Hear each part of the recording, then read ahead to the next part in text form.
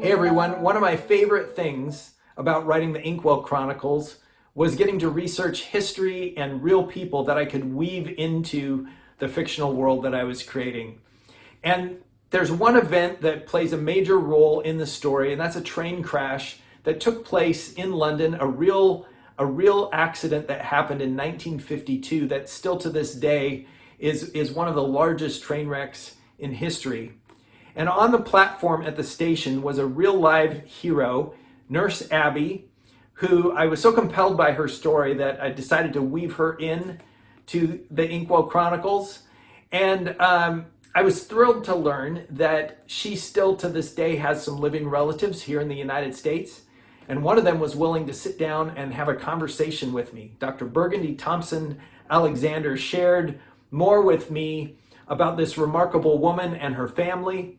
And it was just such a privilege, and I'm grateful to be able to share that conversation with you. Hope you enjoy it. Burgundy, thanks so much for making time for this. Thank you. I'm just so flattered at the opportunity. Tell me, how is it that you are related or connected to Nurse Abbie? Abbie Sweetwine is my grandmother's baby sister. So she's my grand aunt. Okay. So she has been instrumental in my rearing. I've known her all of my life. I was able to spend the first 33 years of my life with her. I'm 45 now. So she has always been a part of the foundation of who I am. Wow. So you weren't just slightly related to her, you actually knew her well. Yes, we had a very intimate relationship. So my mom works with NASA during the infantile stages of NASA. So she had to travel between Texas, Florida, and some of the remote areas like White Sands, and even internationally, been to Africa a couple of times. So I would stay with my grandmother and her sisters when she was away, which was a lot of times, most of the year. She was home for a lot of the long extended periods, summers and Christmas and things like that, but did a lot of traveling when NASA was building their program, when they transitioned from the missiles to the shuttle program. Wow. Wow. So tell me a little bit, like, what was your aunt like? My aunt was the most humble, passionate person that you could ever imagine. I really didn't even know about her historical attributes until I was an adult. She really didn't speak much about the things that she had encountered, the good, the bad, or the ugly. But the one thing that I would always ask, and I remember as a little child asking, she had a scar on her right arm. And it was a huge scar, actually, to a little kid, it was huge. But the scar was from the train accident when she was helping with victims. And so from a little kid standpoint, we scratch our leg or whatever, and we have a scar, and we always remember what that came from. And so I think I was maybe 7, 8, 9, somewhere in that time frame. And I happened to ask her, I called her Bobby. So it was between Ba and Bobby. And I would say, Bobby, what happened to your arm? And she would never want to tell me. She said, I don't want to, it's something that happened when I was younger and XYZ. And then when I was in my high school years, I happened to ask her again, hey, what happened to your arm?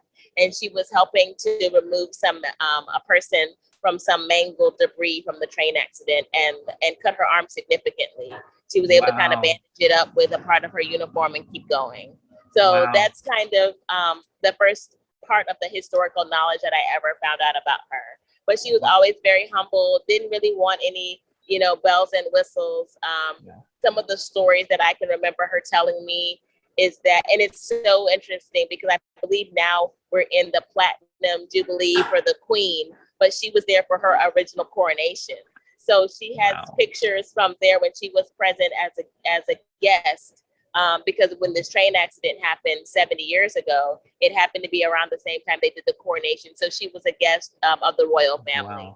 So those are little bits of historical tidbits that she had shared with me. I had to kind of pull it around and pull it out because I was very inquisitive, about the different places she had been. She had traveled internationally, lived in Africa for years, and was able to go a lot of places with the military and see a lot of things. And so she shared those little tidbits of knowledge with me. That's amazing. So you mentioned the train the train wreck. For people who haven't read the book yet or aren't familiar with the story, tell me, really, she's held up as somebody who did something really significant or was part of a team that really changed British medicine. And since you're a nurse, maybe can you help us understand the significance of what she did and maybe Absolutely. describe it for people? Absolutely. So I'll give you a little bit of the history and the time of where we were in that age. So a couple of things that my aunt was facing when she joined the military was a couple of injustices. She was an African American and she was female. And so those were two things that kind of barred her from really striving and reaching where she really ultimately wanted to go. She joined the military and she was in the Army first because the Air Force was not accepting people of color at that time. So she went into the Army, and then when things changed, she transferred into the Air Force. So while in the Air Force, she was stationed in the UK, and there was a horrible train accident. It still, I believe, has historical value of one of the largest train accidents, both foreign and domestic. And so her group responded to this accident. And she had a tube of lipstick in her pocket. And what she did was she started to go out and identify the victims, those that could be saved, those that could not be saved, and those that were already deceased. And the way she identified them for her group was with that lipstick. So she went along the mangled debris looking for survivors, and she would identify those that were deceased with an X, those that were medicated with morphine with an M, and those that maybe were not able to really receive that first aid. She didn't mark them with anything so that she could come back to them or identify them first. And so for nurses, that was the very first introduction to triage. And mass triage. And so she is the founder of that concept, although she's not credited with it because she didn't give it that terminology. That is what she was doing that fateful day. Wow. And so now we've learned a lot about how we can triage our patients, which ones need to be seen first, especially now in 2022 with the amount of mass casualties and tragedies that we've had, both foreign and domestic. It's one of the gold standards of healthcare.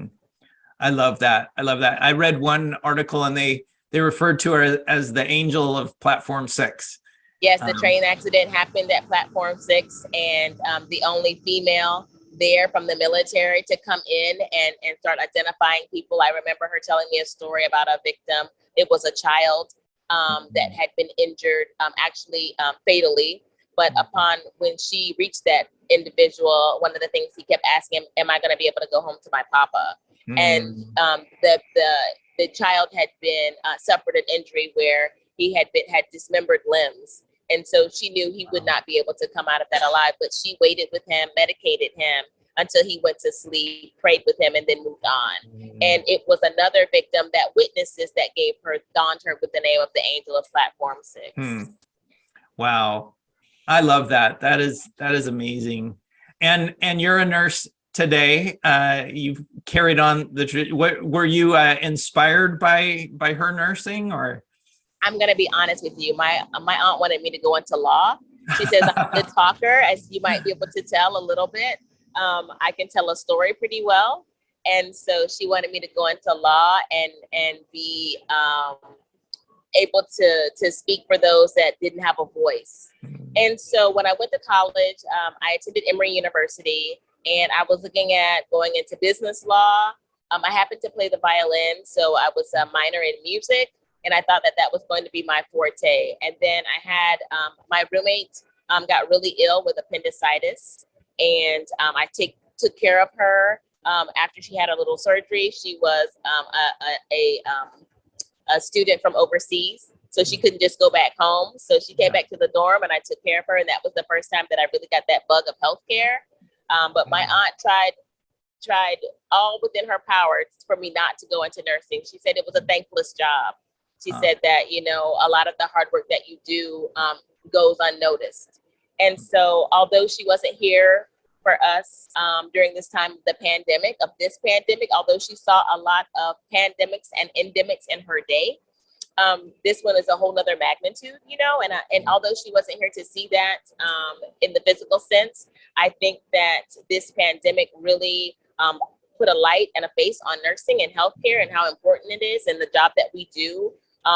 And so I would know she would be proud that we're now getting the recognition so many decades later that, you know, the doctor is not the only person that has a hand in healthcare, that it's the nurses, that's the meat and potatoes of saving your life.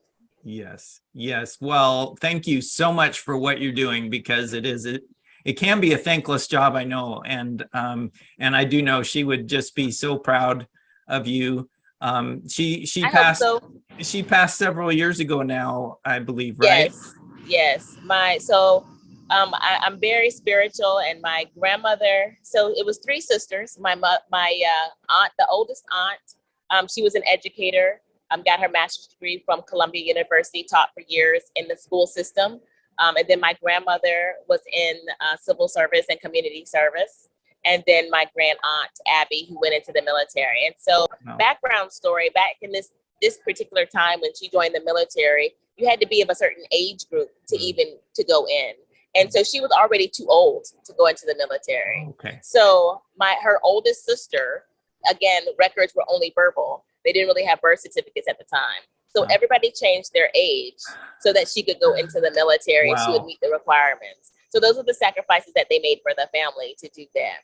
Yeah. But one of the things is that when they did that, they were able to they were all a unit together. So my grandmother passed, my oldest aunt passed November the 4th, back in 2000, and I think it's 6 now, if I remember correctly. And then my grandmother left 10 days later. No one had an illness. Nobody had long disease processes. They just passed away in their sleep.